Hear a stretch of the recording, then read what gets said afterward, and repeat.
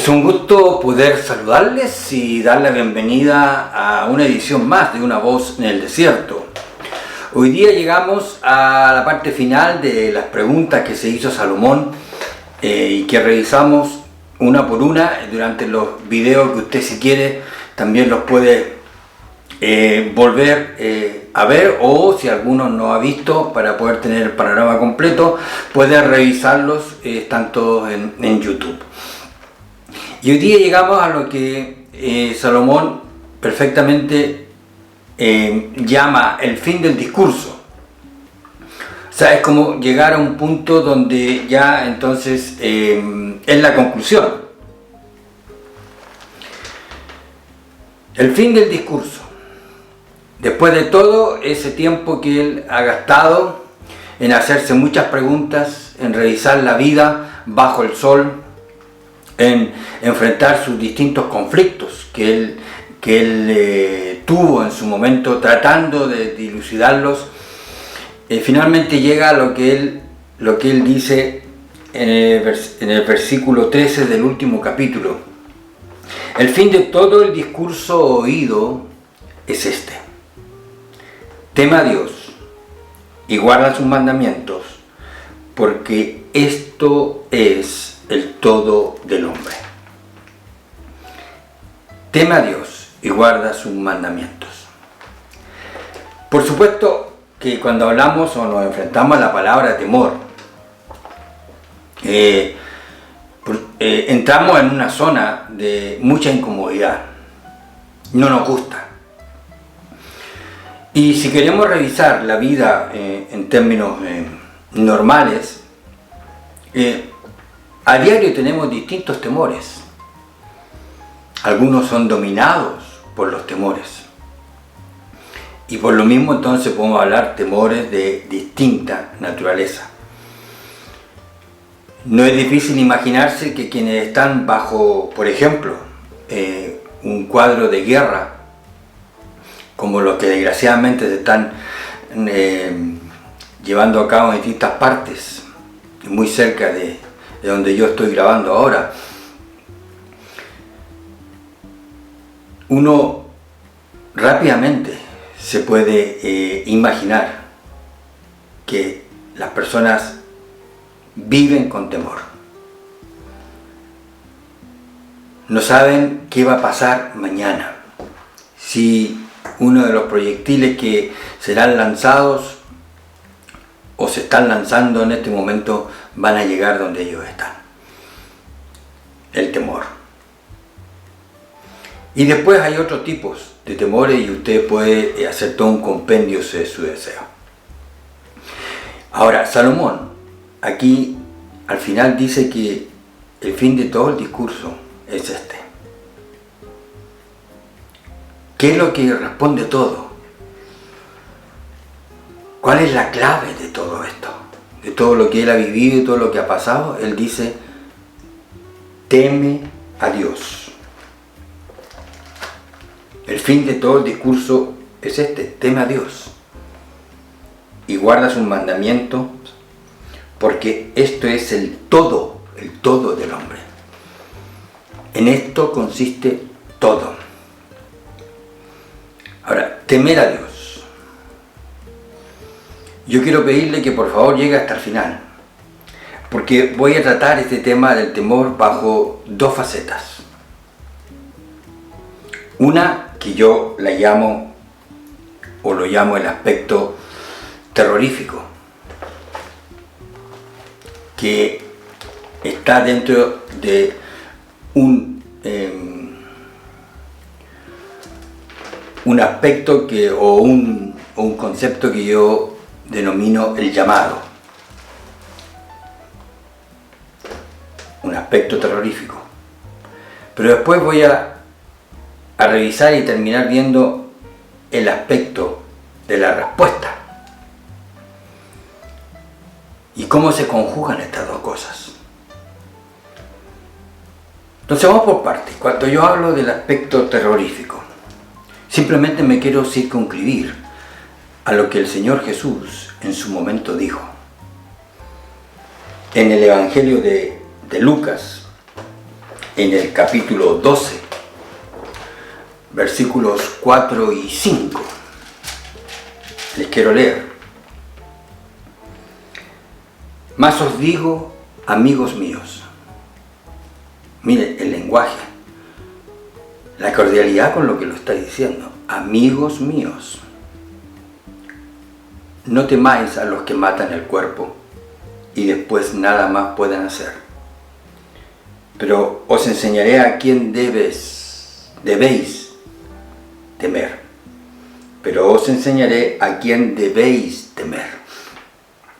Temed a aquel que después de haber quitado la vida, tiene poder de echar en el infierno. Sí, os digo, a este temed. Yo sé que usted ha escuchado muchas interpretaciones respecto de esto y generalmente se asocia a que supuestamente Satanás va a ser quien tiene la capacidad para poder mandar al infierno. El poder que tiene para mandar al infierno. Y Satanás no tiene ningún poder para eso. El único que tiene poder para eso es Dios. O sea, cuando Salomón dice teme a Dios en su aspecto terrorífico, él considera un aspecto. Él tiene poder para destruirte, para destruirme. Y no porque Dios sea un tirano, no porque Dios sea un dictador, un sádico, sino que el problema es usted y yo. Nosotros tenemos un componente que pone a Dios como enemigo nuestro y Él tiene la capacidad para destruir. ¿Y cómo quiere comprobarlo? Cuando dice Salomón, guarda sus mandamientos. Haga la prueba de obedecer a Dios íntegramente. Guardando sus mandamientos, ¿sabe a cuál conclusión va a llegar? A que es incapaz. Que soy incapaz. Somos incapaces. Y cuando somos incapaces significa que infraccionamos los mandamientos. Y como infractores, solo merecemos el castigo de Dios y la destrucción. Insisto, ese es un aspecto que yo llamo terrorífico. Dios tiene el derecho, la autoridad, el poder, el arbitrio para destruirnos por nuestra condición moral de pecadores. Yo sé que mucha gente cuando escucha esto hasta se puede reír, se puede burlar. Lo puede tratar con absoluta indiferencia.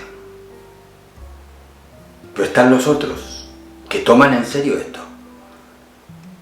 Ya, Dios me puede destruir. Ese es el aspecto terrorífico. Porque Dios es justo. Y no tendrá por inocente al culpable. Es la misma figura que usa Pablo en Romanos capítulo 13 cuando habla de los magistrados, de su tarea. Que la tarea de los magistrados es infundir temor a quien hace lo malo. Porque en ese tiempo dice, porque no en vano lleva la espada. En el original es majaira, que es un cuchillo carnicero. O sea, el temor que tiene que infundir la justicia es porque ellos deben entender que el temor tiene el poder disuasivo en primer lugar y después será también correctivo. Por causa de la maldad de nuestro corazón, Dios está en su derecho y en su justicia destruirnos. Por eso Salomón dice al final, la conclusión que el todo de usted, el todo de nosotros, el todo mío es temer a Dios y guardar sus mandamientos. aquí viene la maravilla. Dios, teniendo el derecho de destruirnos, las plenas facultades, sin embargo, la pregunta que uno puede hacerse, quizá un día nos podemos responder esto, ¿eso lo habría hecho feliz a Dios? ¿Habría estado satisfecho con eso? Entonces idearon un plan para que su justicia quede satisfecha y Dios nos pueda traer de nuevo hacia Él. O sea, para que usted y yo no nos perdamos. Entonces, ¿sabe lo que Él hizo? Decidió descargar las demandas de su justicia, el precio suyo y mío de nuestro pecado, la paga de nuestros pecados, el castigo justo de nuestros pecados, decidió descargarlo sobre su Hijo Jesucristo, para que su justicia quede satisfecha y al mismo tiempo darle a Él el camino para traernos a nosotros de vuelta, por medio de su gracia. Y ahí viene este otro concepto, para que usted y yo nunca lo olvidemos. La gracia viene de quien puede destruirnos.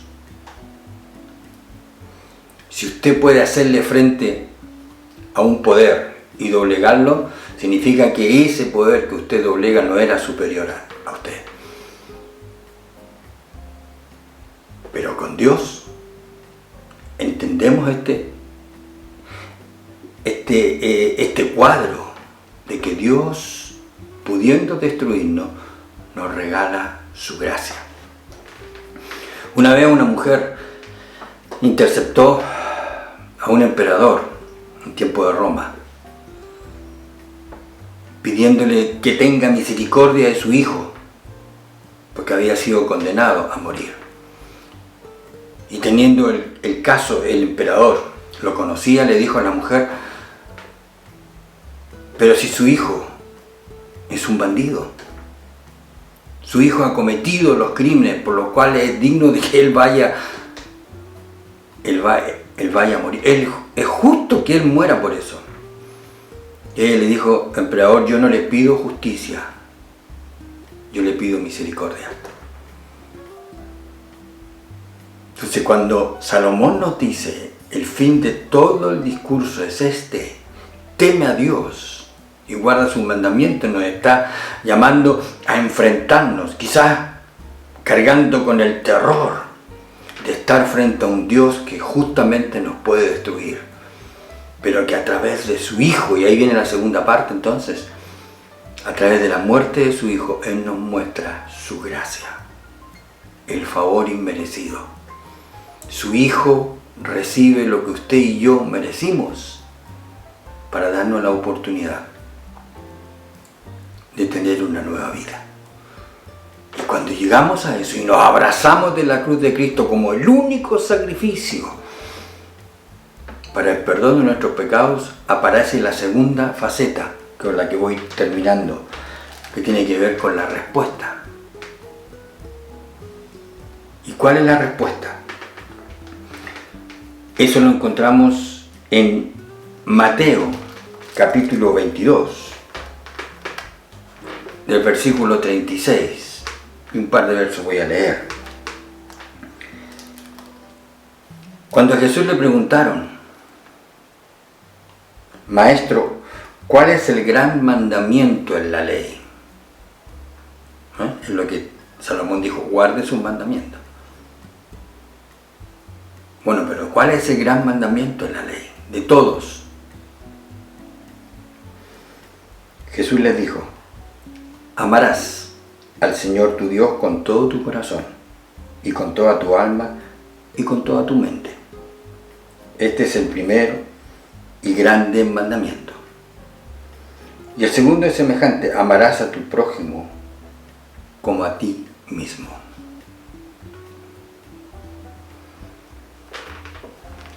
¿Cuál es la respuesta? Si Dios me da lo que yo no merezco, eso es su gracia a través de la muerte de su Hijo. Mi respuesta es gratitud, contentamiento. Y es una respuesta por amor. Jesús compendia la respuesta a Dios en una motivación, la motivación más pura, que es el amor. Todo se compendia, dice el Señor, en que tú vas a amar. Amar a Dios con todo tu corazón, con toda tu fuerza, con toda tu mente. Íntegramente amarás al Señor. Y a tu prójimo lo vas a amar como a ti mismo. Cuando se habla de la autoestima, usted tiene que amarse a sí mismo, es un error. La base es que nos amamos a nosotros mismos, como algo básico. La cuestión es que así como tú te amas, ama a tu prójimo. ¿Qué quieres para ti? Bueno, procúralo para los otros.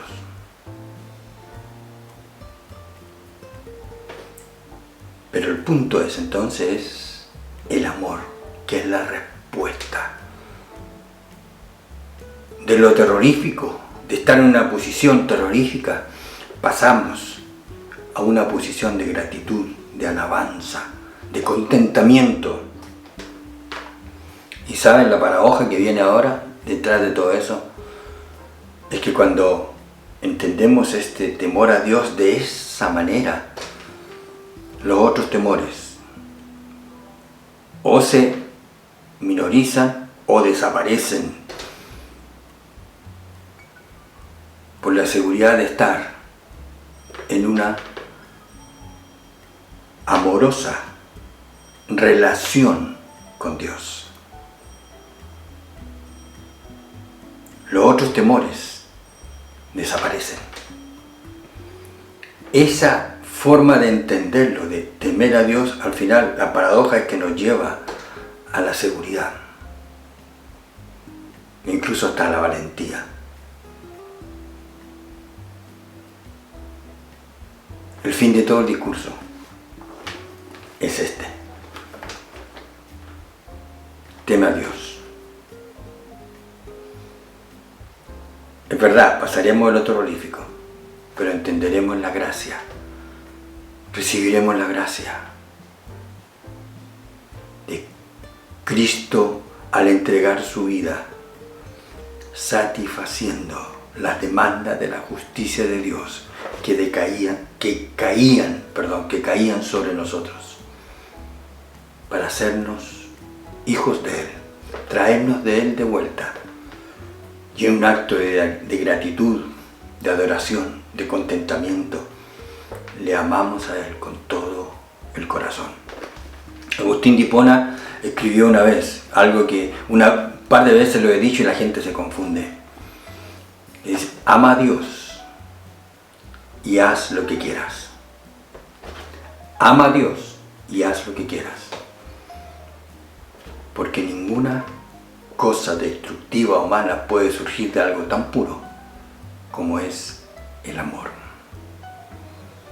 Qué triste es ver cómo el cristianismo se ha perdido y cuántos profesores se han perdido instaurando legalismos, ceremonias, rituales, en lugar de entender de lo que es amar a Dios. Amar a Dios. Y por último, les doy el siguiente consejo. Si desea, busque